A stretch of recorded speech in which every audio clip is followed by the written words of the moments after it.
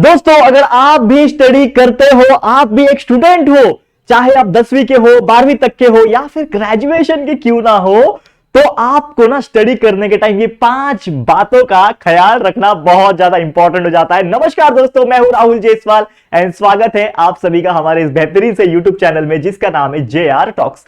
तो दोस्तों, आज का जो टॉपिक है हमारा वो है 5 ऐसी बातें जो एज ए स्टूडेंट्स आपको पता होनी चाहिए और जब आप पढ़ाई करते हो खासकर उस टाइम पे इसका इस्तेमाल करना है। और अगर आप ये 5 बातों का ख्याल रखते हो व्हाइल स्टडीइंग, तो डेफिनेटली आप लोगों का जो स्टडी करने का जो कैपेबिलिटी है वो बढ़ जाएगा। ऑटोमेटिकली जिस चीज के लिए आप स्टडी कर रहे हो उसमें मार्क्स काफी बेटर आएंगे, साथ ही में आप अच्छा कॉन्फिडेंट फील करोगे। तो क्या है वो ऐसी 5 बातें? चलिए आइए देखते हैं वन बाय वन। तो सबसे पहले पोजीशन पे जो मैंने रखा है वो है दोस्तों कंसंट्रेशन। अब कंसंट्रेशन का मतलब क्या होता है, देखो इसको समझो। ये जो चीजें है ना, ये आप लोगों को कोई बताएगा नहीं जल्दी। तो सबसे पहले एक आपको हमेशा एक चीज याद होगा कि बचपन में ना कि मैं अपना एक स्टोरी बताता हूं। बचपन में मेरे फादर ने एक टाइम बनाया था कि राहुल जो है ना वो लगभग 6 बजे से लेकर 8:30 बजे तक डेली पढ़ाई करेगा, कभी रात का टाइम, ठीक है, रात का टाइम डेली पढ़ाई करेगा। तो मैं अक्सर क्या करता था, मैं आपको एक चीज बताता हूं। मेरे पास ना एक बुक रहता था, लेट सपोज कि मेरे पास टेक्स्ट बुक है, लेट सपोज मेरे पास ये टेक्स्ट बुक है। तो मैं क्या करता था, ये टेक्स्ट बुक लेता था और ये टेक्स्ट बुक को ऐसा मैं, मेरे फादर उधर बैठे हुए, मेरे फादर को पता है कि मैंने टाइम बनाया, मैं टाइम टेबल फॉलो करूंगा, क्योंकि मेरे फादर से मैं डरता था बहुत ज्यादा बचपन में। तो मेरे पापा बोलते थे कि 6 बजे से लेकर 8:30 तक पढ़ाई करना है। अब मैं 6 बजे पढ़ाई करना शुरू करता था, तो हमेशा क्या करता था मालूम है क्या, बुक लेता था, हाँ हाँ ये ऐसा है, हाँ ठीक है ठीक है। तो मेरे फादर वहां से देखते जब मुझे, तो उनको क्या लगेगा कि बेटा यार कितना अच्छे तरीके से पढ़ रहा है, लेकिन मैं क्या करता था, मैं टाइम पास करता था खाली। मैं बचपन की बात कर रहा हूं, जब मैं 4th स्टैंडर्ड में था, 5th स्टैंडर्ड में था, मुझे याद है अभी भी। तो मैं ऐसा टाइम पास करता था, हाँ ठीक है ना, चलो मेरे पापा देख रहे हैं क्या पढ़ते हुए, हाँ देख रहे। और जब वो देखेंगे तब और थोड़ा जोर से हाँ मतलब ऐसा बोलते हैं ना, याद करने का, एक्टिंग करना। तो हम सभी लोग, ज्यादातर बच्चे हमेशा पढ़ने के टाइम ऐसा करते हैं, जस्ट कि हमें कोई देखे पढ़ते हुए और हम पढ़ते हुए दिखाई देंगे तो ऑब्वियसली कूल लगेंगे, पेरेंट्स की नजर में अच्छे बनेंगे कि बेटा पढ़ाई कर रहा है, बेटी पढ़ाई कर रही है। करेक्ट है, हमेशा हमको ऐसे लगता है। लेकिन मैं एक चीज बताऊं आपको कि अगर आप स्टडी करते हो और आपके स्टडी में आपका कंसंट्रेशन नहीं है, चाहे आप खुद का सेल्फ स्टडी कर रहे हो, चाहे आप स्कूल में बैठ के पढ़ाई कर रहे हो, चाहे आप ऑनलाइन वीडियोस देख के पढ़ाई कर रहे हो, चाहे आप ट्यूशन क्लासेस में जाके पढ़ाई कर रहे हो, अगर आपका कंसंट्रेशन ही नहीं है तो क्या वो चीज जो पढ़ाया जा रहा है आप लोग को, वो आपके दिमाग में घुस रहा है? बिल्कुल नहीं घुस रहा है। तो क्या मतलब है पढ़ के, बताओ, कुछ फायदा हुआ पढ़ के? उतना टाइम आप दे रहे हो स्कूल में 5 घंटा, ट्यूशन क्लासेस में फिर 2 घंटा, ऑनलाइन लेक्चर्स में और 1-2 घंटा, ठीक है, सेल्फ स्टडी का और 1-2 घंटा, कुल मिला के आप अपने दिन का 10 से 12 घंटा आप इन्वेस्ट कर रहे हो और उसमें कुछ भी सीख नहीं रहे हो, तो वो इन्वेस्ट करके क्या फायदा? कुछ मतलब रहेगा? नहीं रहेगा। तो इसीलिए when you are studying in any particular field, even in school, even in college, maybe in tuition classes, maybe in online lectures, आपको अपना कंसंट्रेशन लेवल बढ़ा के रखना पड़ेगा। कंसंट्रेशन होना चाहिए कि आप जो पढ़ रहे हो आपको समझ रहा है कि नहीं, वो समझो, तभी तो आपका कंसंट्रेशन बना रहेगा। और अगर आप शिद्दत से 2 घंटा भी कंसंट्रेशन के साथ पढ़ाई कर लोगे तो वो पूरे दिन की मेहनत के ऊपर पानी फिरने नहीं देगा, वो पूरा मेहनत आपका यूटिलाइज होगा और उसका रिजल्ट आपके एग्जाम्स के मार्क्स में आपको दिखेगा, रिजल्ट में दिखेगा। ठीक है, नंबर 2 पॉइंट क्या है?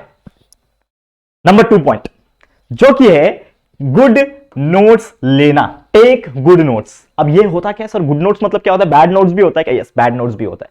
अब जैसे अक्सर हम स्कूल में होते हैं या फिर जब पढ़ाई कर रहे होते हैं, तो क्या होता है ना कि हमें टीचर्स बहुत सारी चीजें लिखाती हैं, बहुत सारे टीचर्स कुछ समझाते हैं, बोलते हैं।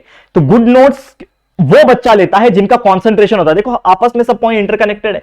अगर आपको कंसंट्रेशन रहेगा तो आपको समझ में आ रहा होगा, आपको सुनाई दे रहा होगा कि वो टीचर क्या समझाने का कोशिश कर रहा है या फिर कर रही है।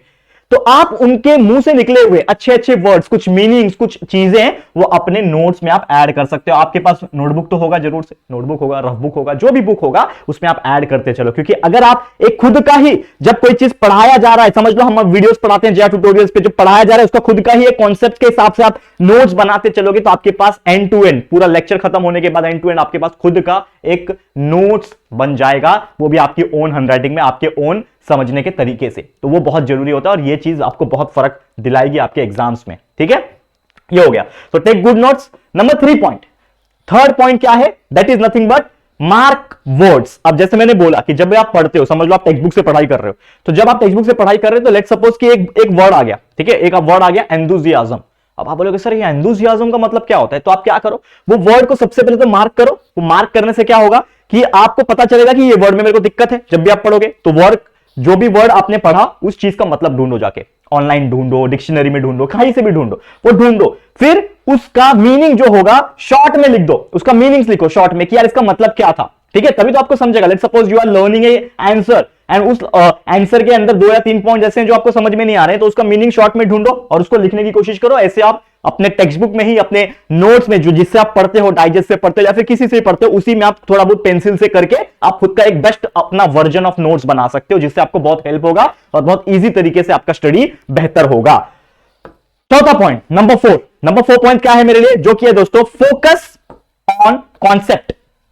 बच्चों को ऑलरेडी मैंने बताया, कई बार बताया है कि कॉन्सेप्ट पढ़ना कितना ज्यादा जरूरी हो जाता है, क्योंकि अगर आप कॉन्सेप्ट नहीं पढ़ रहे हो, समझ लो, मैं एग्जांपल के तौर पे बात बोलता हूं कि मैंने पढ़ाई की Newton first law of motion में, हमेशा ये एग्जांपल देता हूं, कोई भी एग्जांपल ले लो, ठीक है ना, कोई भी एग्जांपल ले लो, आप इनर्शिया पढ़ रहे हो, आप करंट इलेक्ट्रिसिटी पढ़ रहे हो, आप क्लासिफिकेशन ऑफ प्लांट्स पढ़ रहे हो, चाहे आप एलिमेंट्स का क्लासिफिकेशन पढ़ रहे हो। लेट्स सपोज कि आपको उस चीज का मीनिंग नहीं पता। अगर मैं आपको पूछूंगा कि जो मॉडर्न पीरियोडिक टेबल है, ठीक है, उसमें बहुत सारे अलग अलग साइंटिस्ट आए, तो आप क्या मुझे सीक्वेंस बता सकते हो कि पहले साइंटिस्ट आए, कौन आया, वो उन्होंने क्या अपना पोस्टुलेट तैयार किया, उन्होंने क्या अपना थियरी दिया, वो थियरी फेल क्यों हुआ, वो थियरी फेल होने के कारण फिर दूसरा साइंटिस्ट ने क्या आया, उसमें क्या बताया, क्या कमी रह गई थी। तो ये कॉन्सेप्ट अगर आपको पता है तो आपको कोई आंसर को याद करने की जरूरत है कि नहीं। मुझे पता है कॉन्सेप्ट क्या है कि सबसे पहले डॉबेरेनर आया, उसने डॉबेरेनर ट्राइड निकाला, डॉबेरेनर ट्राइड में एक कमी था कि जो फर्स्ट एंड थर्ड एलिमेंट को प्लस करके डिवाइड बाय 2 करते हैं वो सेटिस्फाई नहीं हुआ। उसके बाद ऑक्टेव्स आया, फिर ऑक्टेव्स का भी Newland law of octaves fail हो गया, फिर आया कौन, मेंडलीव्स आया, उसके भी बहुत सारे प्रॉब्लम्स आने लगे। तो ऐसे कई सारे और साइंटिस्ट आते गए, ठीक है ना। मैं आपको लेक्चर नहीं पढ़ाने लगूंगा, डोंट वरी।